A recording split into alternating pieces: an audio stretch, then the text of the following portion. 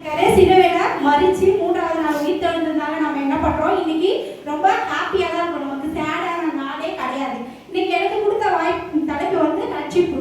முதலாவது வார்த்தை நம்ம கேட்டோம் மன்னிப்பை குறித்து. இப்போ நான் ரட்சிப்பை குறித்து பேச போறேன். ஆல்ரெடி உங்களுக்கு தெரியும் ரட்சிப்புனா என்ன. நம்ம ஐயா நிறைய டைம் நமக்கு ஆலயத்துல பிரசங்கம் பண்ணியிருக்காரு. ரட்சிப்புக்கு மீனிங் தெரியும் நினைக்கிறேன். தெரியுமா? ரட்சிப்புனா விடுதலை. ஆமாவா இல்லையா? எல்லாம் சொல்லிட்டோம்னா இல்லையா? லாட் ஆஃப் டைம்ஸ் நிறைய டைம் சொல்லியிருக்காரு. ரட்சிப்புனா விடுதலை. இந்த வார்த்தையை நம்ம எப்பவுமே மறக்க கூடாது. இன்னைக்கு மறக்காதீங்க. இன்னிலிருந்து ஐயா கேட்பாரு, எப்பவுமே கேட்பாரு. அவர் எப்ப தோணுதோ ரட்சிப்புனா என்னன்னு மீனிங் கேட்கிறப்போ என்ன சொல்லுவோம்? விடுதலை. ஆமா, நம்ம ஆண்டவர் இயேசு கிறிஸ்து என்ன பண்ணியிருக்காரு? இன்னைக்கு நமக்கு ஒரு விடுதலையை கொடுத்துட்டு சிலுவையில அறையப்பட்டிருக்காரு. நம்ம வாசிப்போம். லூக்கா எழுதின சுவிசேஷம் 23வது அதிகாரம் 43வது வசனம். இயேசு அவரை நோக்கி,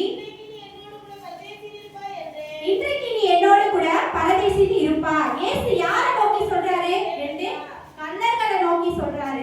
யார் நம்மள நோக்கியா சொல்றாரு? சிலுவையில இருக்கப்போ ஆண்டவர் யாரை நோக்கி சொல்றாரு? 2 கள்ளர்கள். எத்தனை கள்ளர்கள் இருக்காங்க? 2 கள்ளர்கள் இருக்காரு.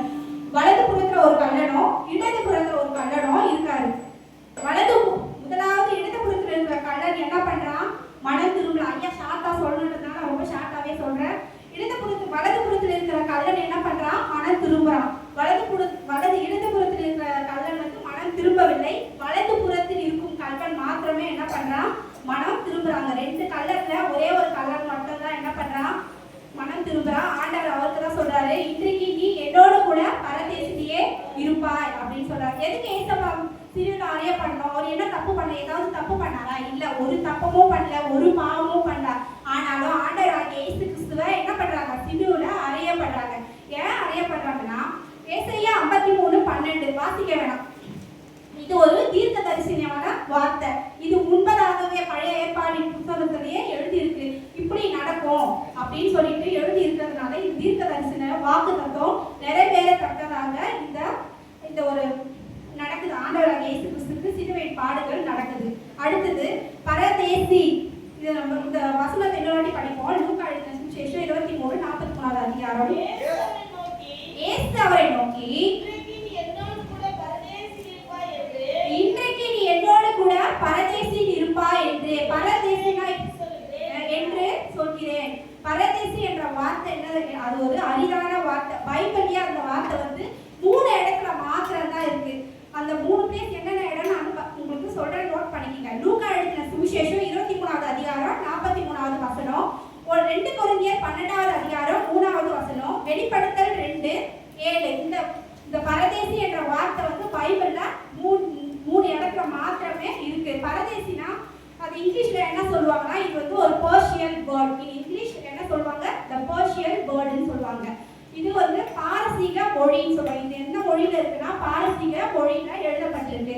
இதனுடைய விளக்கம் என்னன்னு சொன்னா, இந்த பரதேசி இருப்பார். பரதேசினா அது ஒரு அரணான தோட்டம். த வேர்ல்ட் கார்டன் சொல்லுவாங்க. அது மாத்திரம் இல்லாம ஒரு பாதுகாப்பான தோட்டம்னும் சொல்லுவாங்க. இந்த பாதுகாப்பான தோட்டம். இந்த இடம் பாதுகாப்பான தோட்டம்னா அது என்ன இடம்னு சொன்னா, மரிச்சவங்கலாம் நமக்கு ஆல்ரெடி வசனம் ஒண்ணு இருக்கு. மரித்தோரெல்லாம் 3ஆம் நாள்ல உயிர் தெழுவாங்க, ஆண்டவருடைய வருகையில வருவாங்க அப்படின்னு சொல்றது அந்த வசனத்தை தான் குறிக்கும். கிறிஸ்துவுக்குள் மரித்தோர் இடைப்பாறுதல் இருப்பாங்க. அப்ப ஆண்டவரோடு கூட இந்த பரதேசியில் இருக்கிறவங்க என்ன பண்ணுவாங்க? உயிர் தெழுந்து ஆண்டவரோட வருவாங்கன்னு சொல்லுவாங்க. இப்போ நான் ரட்சிப்பை குறித்து ஒரு 3 டாபிக் எடுத்திருக்கேன். நான் ஷார்ட்டாவே சொல்லி முடிச்சிடுறேன். இயேசு யாரு? ரட்சிக்க வந்த தேவன். ஆமா, ரட்சிக்க வந்த இயேசு. கெட்டு போனதை ரட்சித்திருக்கிறார் ஆண்டவர். இழந்து போனதை ரட்சித்திருக்கிறார். காணாமல் போனதை ரட்சித்திருக்கிறார். கெட்டு போனதை ரட்சித்தார் வந்து மத்தேயு 18:11. இதை மட்டும் வாசிப்போம். மத்தேயு 18:11. மனுஷகுமாரன் கெட்டு போனதை ரட்சிக்க வந்தார். ஆமா, ஆண்டவர் எதை ரட்சிக்க வந்திருக்காரு? மனுஷகுமாரன் கெட்டு போனதை ரட்சிக்க வந்தார். ஆமா, நம்ம சரீரமே கெட்டு போனது தான் நம்ம சொல்லுவோம். ஆமாவா இல்லையா? உலக பிரமான வாழ்க்கையில நம்ம ஈடுபட்டு பண்ணிருக்கோம். ஃபார் எக்ஸாம்பிள் நம்ம சரீரம் தான், நம்ம ஆத்மா சரீரம் எல்லாமே கெட்டு போனது. நம்ம என்ன பண்றோம்? நம்ம இப்போ இன்னைக்கு சர்ச்சைக்கு வந்திருக்கோம். இன்னைக்கு என்ன பண்றோம்? நல்லபடியா என்ன பண்றோம்? எல்லாம் கேட்கிறோம், எல்லாம் பண்றோம்.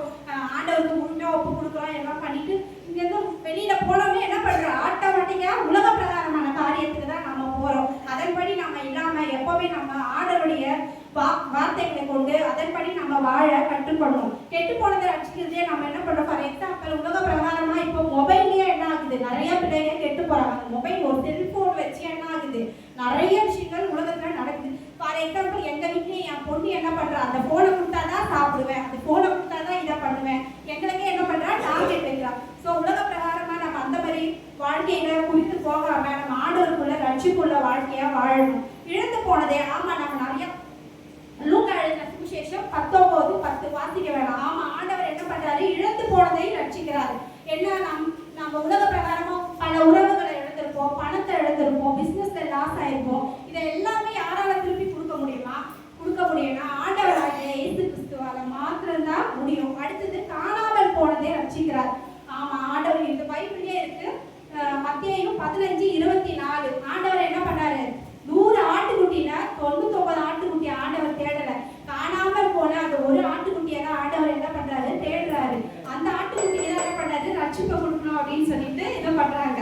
இது இதெல்லாமே நமக்கு வேணும்னா நம்ம மனம் திரும்பணும். என்ன பண்ணணும், இதை சொல்லிட்டாரு ஆண்டவர், என்ன பண்றாரு, இதெல்லாம் நான் ரட்சிக்கிறேன் அப்படின்னு சொல்லிட்டாரு. அடுத்து என்ன சொல்றாருன்னா மனம் திரும்ப வேணும் அப்படின்னு சொல்றாரு. இதுல 3 பாயிண்ட் சொல்றாரு. மனம் திரும்புங்கள், குணமடைவீர்கள். மனம் திரும்புங்கள், பிழைப்பீர்கள். மனம் திரும்புங்கள், மன்னிக்கப்படுவீர்கள். ஆமா நம்ம மனம் திரும்பினா என்ன பண்ணுவோமா, நம்ம குணமா இருப்போமா. நம்ம மனம் திரும்பினா நம்ம எல்லாருக்குமே பிழைப்போம். இதுல ஒரு சின்ன பிழைப்பீர்கள் சொல்லியிருக்காங்க. இதை மட்டும் நான் சொல்றேன். மனம் திரும்புங்கள், பிழைப்பீர்கள். இது எசேக்கியல் 20:32 வசனம் மட்டும் நோட் பண்ணீங்க. ஃபார் எக்ஸாம்பிள் இதுக்கு நான் என்ன சொன்னேன், பிழைப்பீர்கள்னா ஸ்மித் என்ற ஒரு ஊழியக்க மிஷனரி இருந்தாரு. அவரை என்ன பண்ணார், அவர் பிரேயர் பண்ணாருன்னா அவர் பண்ணாத அற்புதமே கிடையாது. அவர் ஜெபம் பண்ணாருன்னா எல்லாமே நடக்கும். அவ்வளோ ஒரு விசேஷமான ஊழியக்காரர் அவர் வெளிநாட்டில் என்ன பண்ணாரு, இது உண்மை சம்பவம், இது உண்மையான கதை தான். வெளிநாட்டில் ஊழியர் செஞ்சுட்டு இருக்கிறப்போ அவங்க மனைவி இறந்து போயிடுவாங்க. அவர் வெளிநாட்டில் இருக்காரு.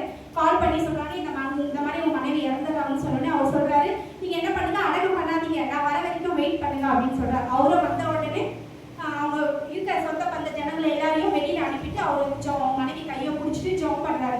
ஆண்டவரே, நான் உங்களுக்காக ஊழியம் பண்றேன், என் மனைவி என் பிள்ளைகளை பார்த்துக்கிட்டு இருக்கணும், உங்க ஊழியத்தை நாம இந்த உலகத்துல நாம செய்யணும் அப்படின்னு சொல்லிட்டு ஆண்டவரிடத்துல ஜெபம் பண்றாரு. ஜெபம் பண்ண உடனே என்ன பண்றா, அவங்க மனைவிக்கு உயிர் உடனே வந்துருது. அவங்க சொல்றாங்க, நான் உலக பிரகாரமான பட்ட கஷ்டங்கள் எல்லாம் போதும், நான் ஆண்டவரிடத்துல போய் இழைப்பாடுவேன் அப்படின்னு சொல்றான். எதுக்கு இந்த கதைனா, ஆண்டவர் நினைச்சா பிடிக்க வைக்கவும் முடியும், அதே நேரத்தில் நம்மளுடைய உயிருக்கு போகணும், ஏற்ற நேரத்தில் நம்ம உயிரை எடுக்கவும் முடியும், அவரால் பிழைக்க வைக்கவும் முடியும்ன்றதுக்காக தான் சொல்றேன். அடுத்து இன்னொரு பாயிண்ட், ரட்சிக்கப்படுகிறவன் யார் ரட்சிக்கப்படுறாங்க அப்படின்னு சொல்லிட்டு ஒரு 3 பாயிண்ட் சொல்லிடுறேன். கர்த்தரை விசுவாசிக்கிறவன் ரட்சிக்கப்படுவான். ஆமாவா இல்லையா? நம்ம விசுவாசிச்சோம்னா கண்டிப்பா ரட்சிக்கப்படுவோம். பாருங்க, கர்த்தரை விசுவாசிக்கிறவன் ரட்சிக்கப்படுவான். நான் வசனம் சொல்லல, இதுல நம்ம பைபிள்ல ஒருத்தரை பற்றி சொல்றேன். ஆபிரகாம், நம் தந்தையான ஆபிரகாம் என்ன, அவர் விசுவாசம் எப்படி இது ரொம்ப பெருசா இருந்தது. 100 வருஷம் ஆகி என்னாச்சு, அவருக்கு ஒரு குழந்தை இல்லாம இருந்தது. அவர் விசுவாசத்தினால என்ன பண்றாரு, ஈசாக்கு அவருக்கு மகனாக பிறக்கிறாரு. அது போல நம்ம விசுவாசம் எப்பவுமே இருக்கணும். அடுத்து நம்ம கர்த்தரை தொழுது கொள்றதுல முக்கியமான பாயிண்ட், கர்த்தரை தொழுது கொள்றதுல நாம விசுவாசமா இருக்கோமா? நம்ம அந்த மாதிரி விசுவாசமா இருக்கோமா? கரெக்டா வரமா சர்ச்சுக்கு, இன்க்ளூடிங் மீ, எனக்கும் சேர்த்துதான் இது. கரெக்டா வரமா சர்ச்சுக்கு? இல்ல. ஐயா என்ன பண்றாரு, நமக்காக தான் இந்த மாசத்துல செகண்ட் வீக் ப்ரேயர் யாருக்காக வைக்கிறாரு, நம்ம குடும்பத்துக்காக தான் வைக்கிறாரு. வரமா? இல்ல, ஒரு சில குடும்பம் தான் வருது. அதனால என்ன பண்ணணும், நம்ம விசுவாசமே நம்மளுடைய லட்சியம் என்ன இருக்கணும், கர்த்தரை தொழுது கொள்றதுல முக்கியமா இருக்கணும். ஸோ இனிமேலாச்சும் நம்ம என்ன பண்ணுவோம், இன்க்ளூடிங் மீ, எனக்கும் சேர்த்து நான் சொல்லிக்கிறேன், நாம ஐயா சொல்ற வார்த்தையின்படி கீழ்ப்படிந்து நம்ம கர்த்தருக்குள் தொழுது கொண்டு ரட்சிக்கிறவங்களா இருக்கணும். அடுத்து உள்ள ஒரே ஒரு பாயிண்ட், ஞானஸ்தானம் பெற்றவன் ரட்சிக்கப்படுவான்.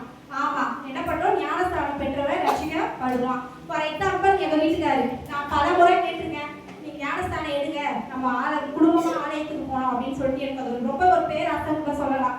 எல்லாரும் போவாங்க, நான் மட்டும் திருட்டுத்தனமா தெரியாம எங்க மாமியார் வீட்டுக்கு சர்ச்சுக்கு போவாங்க. ஆனா ஆண்டவர் ஆகிய இயேசு கிறிஸ்து இப்ப எங்க வீட்டுக்காரு முழுமையா அறிஞ்சு ரட்சித்து இப்ப ஞானஸ்தானத்தை பெற்றுக்கொண்டிருக்காரு. அதுக்காக கர்த்தருக்கு கோடாகோடி ஸ்தோத்திரத்தை இந்த வேலையில ஏறெடுக்கு. ஸோ ஞானஸ்தானம் பெறதுலயும் ரட்சிப்பு கண்டிப்பா இருக்கு. அடுத்து உத்தமமாய் நடக்கணும் நாம. ஆமாவா இல்லையா? உத்தமமாய் நடக்கிறதுலயும் ரட்சிப்பு இருக்கு. நீதிமொழிகள் 28:18 யோபுவை போல நாம என்ன பண்ணோம், உத்தமமாய் நடக்கணும். இந்த வாய்ப்பு கொடுத்த தேங்க்ஸ்.